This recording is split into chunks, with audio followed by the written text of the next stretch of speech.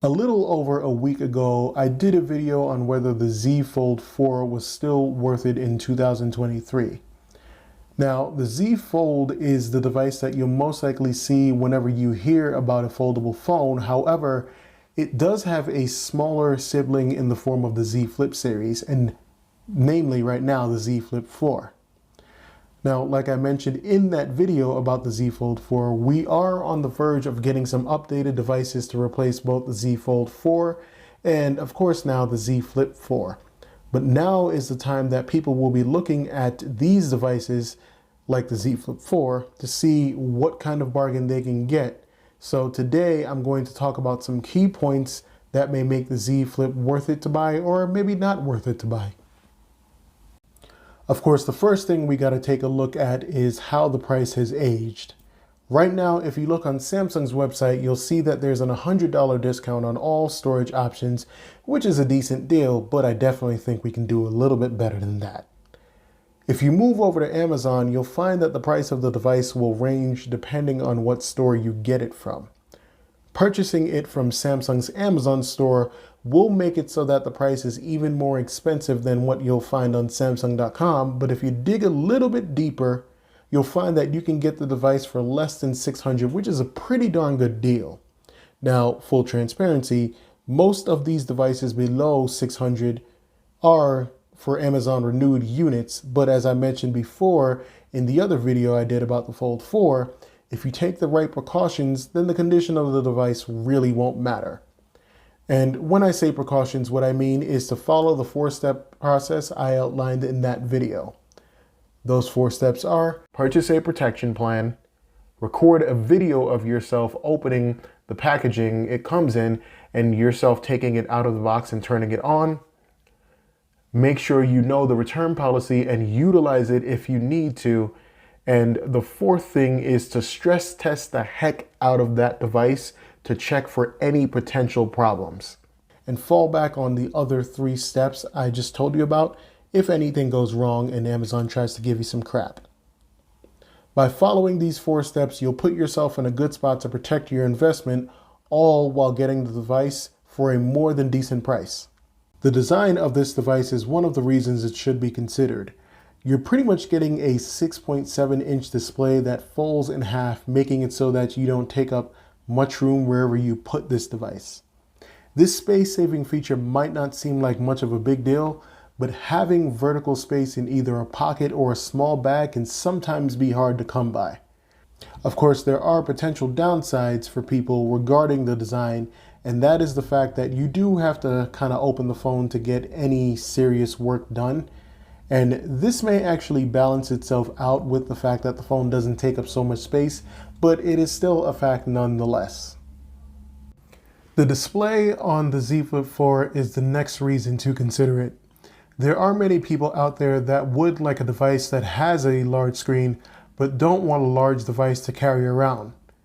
The Flip 4 has a 6.7-inch display, which is both 0.1 smaller than Samsung's Ultra devices, 0.1 bigger than their S Plus devices, and 0.6 bigger than devices like the S22 and S23. What this means for you is that you are getting a device that is closer to Samsung's flagship candy bar devices, so it really is like having your cake and eating it too. One thing to know about the display is that it does have an unusual aspect ratio when compared to other Samsung devices I just mentioned. The narrowness of the Flip 4 might be off-putting to some since it is something so unusual, but as with anything new, it will take some time to get used to, and once you do get used to it, then you'll understand why this might just be the best device for those wanting that huge display and smaller body. Okay, so I did kind of do this in reverse, but you can't talk about a flip device without talking about the cover screen located on the front of it. The one significant upgrade the Z Flip 5 is supposed to bring with it is the addition of the bigger cover display, and rumors have that cover display set to be at 3.4 inches, which is a pretty big difference when compared to the 1.9-inch display on the Flip 4. This might be reason alone not to consider the Flip 4 and just wait for the Flip 5, but if rumors are also true, then the increased size of that cover screen might only be a cosmetic change. Numerous reports have stated that you might not be able to use this screen as a permanent replacement for the inner display as some might be hoping for. At least not without the help of third-party apps like Cover Screen OS, which I'm assuming is going to work on the Flip 5. If you do want to know what Cover Screen OS is, I do have a video on that, which I will post a link to up in the right corner. But other than that, I am not sure what this bigger screen will bring with it. But again, this might be one big reason not to consider the Flip 4. Of course, if not having the biggest display on the front doesn't bother you, then of course the Flip 4 is going to be great for you. The Z Flip series are one of the only devices that come with 2 cameras, and that doesn't seem set to change with the Z Flip 5. There isn't anything inherently bad about only having 2 cameras, but in Samsung's case, it just means that you lose the versatility that is afforded by Samsung's other devices. That being said, the Flip 4 does not take bad pictures as some might lead you to believe, especially since this is more about perception anyway. You can really get some pictures with lots of detail, or at least enough to be pleasing to the average eye. The only thing you're not getting here is a proper zoom lens.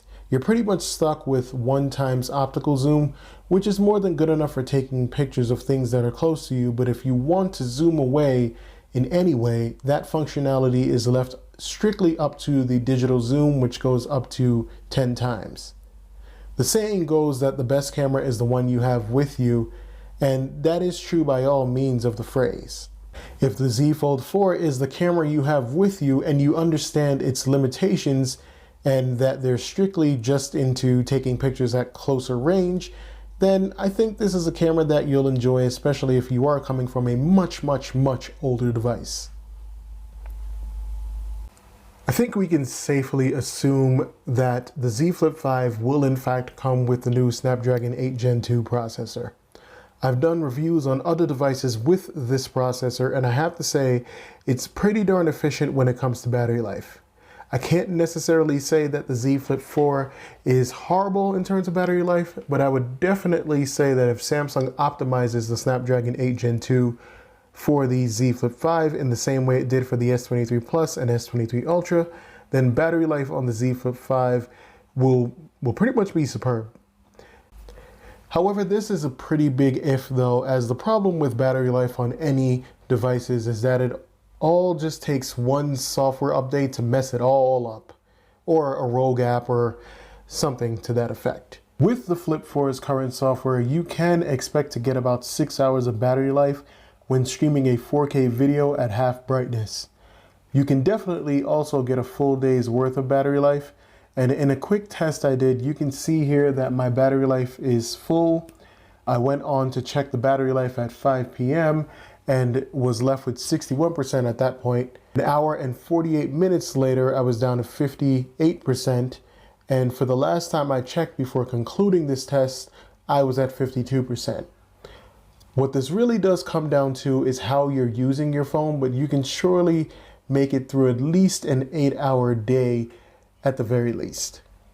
So that is pretty much all I have for you on the Z Flip 4 and whether it's going to be worth it or not. Now, I do hope that I have been fair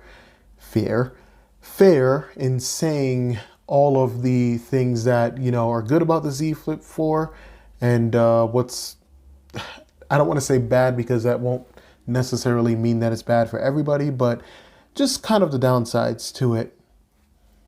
Now, if you did find this video helpful, I would definitely appreciate if you were to share it, you were to watch it again, or if you were to take a look at some of the affiliate links I have below, as those will actually really help me out. Of course, do not feel obligated to do anything or buy anything, of course, like that. That is not what I am saying. I'm just saying that if you are looking into it, you know, just help a brother out, please.